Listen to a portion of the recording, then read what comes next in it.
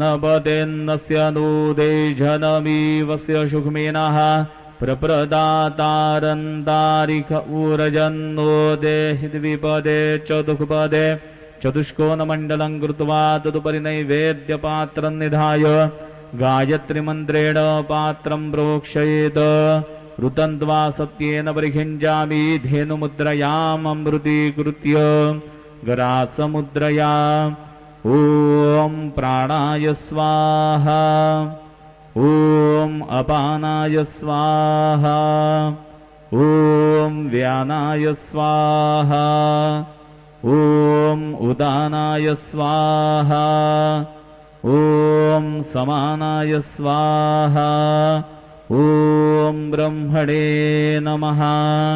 नैवेद्यमध्ये पानीयं समर्पयामि पुनर्नैवेद्यं निवेदयामि।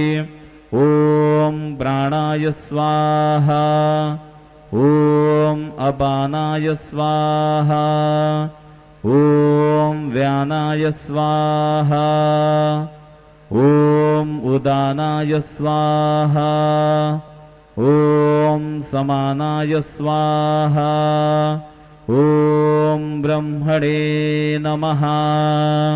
नैवेद्यं समर्पयामि हस्तप्रक्षालनं समर्पयामि मुखप्रक्षालनं समर्पयामि।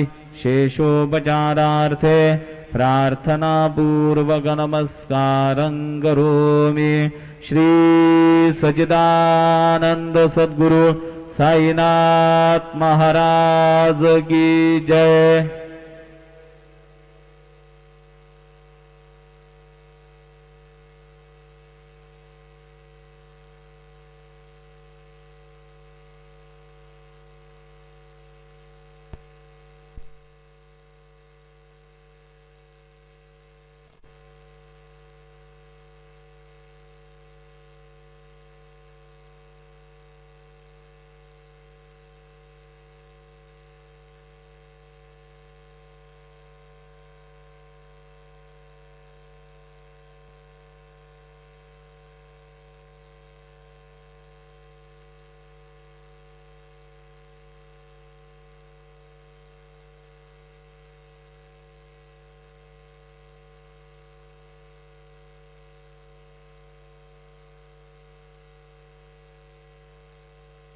सर्व साई भक्तांनी श्रींचे दर्शनाकरिता जाण्यासाठी नवीन दर्शन लाईन गेट नंबर 7 व 8 यांचा वापर करावा।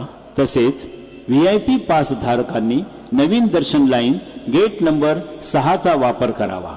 सभी साई भक्तों से नम्र निवेदन है कि वे नई दर्शन लाइन गेट नंबर 7 और 8 का उपयोग करें और VIP पास धारक गेट नंबर 6 नई दर्शन लाइन का उपयोग करें। All Sai devotees are requested to use gate number 7 and 8 of new darshan line for Sri Sai Baba's darshan, and VIP pass holder should use gate number 6 for Sri Sai Baba's darshan. Jai Sai Nath.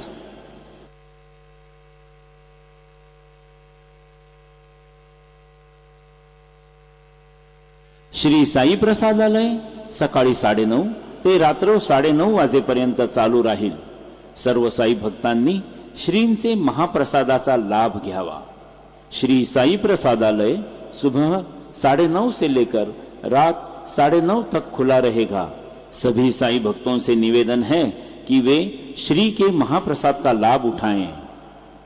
Shri Sai Prasadalaya will be open from 9:30 AM to 9:30 PM.